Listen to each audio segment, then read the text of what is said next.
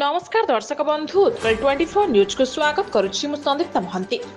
Voice of भोगराईर वार्षिक समारोह आदर्श भावे संबोधित हेले बहु प्रतिभा। बालेश्वर जिला भोगराई ब्लॉक अनन्य सांस्कृतिक अनुष्ठान भॉइस ऑफ भोगराईर वार्षिक उत्सव चंद्रेश्वर मार्केट कॉम्प्लेक्स निकट में बेस धूमधाम रे पालित हो जायछि।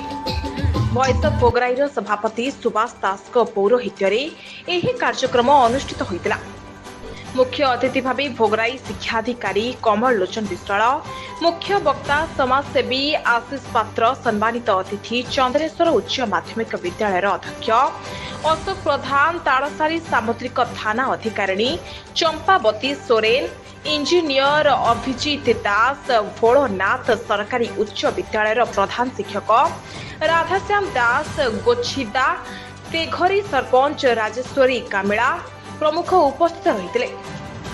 एही अवसर में सांबादिक भगवान चंद्र बेहरा, दिलीप दास, पुलिस कॉन्स्टेबल उज्जवल कुमार महांती, जलेश्वरपुर स्वास्थ्य विभाग बीपीएम कवि प्रसाद साहू, भोगराई ब्लॉक ओडिशा जीविका मिशन बीपीएम मृत्युंजय पाल, समाजसेवी इंजीनियर विदु बेंदु पात्र, अवसर प्राप्त बैंक मैनेजर असित चांद, बनपाल संजय महांती को आदर्श बनपाल भावे संबोधित कर भोलनाथ सरकारी हाईस्कूल छात्र छात्री माने नृत्य और संगीत में प्रथम स्थान अधिकार करथिले।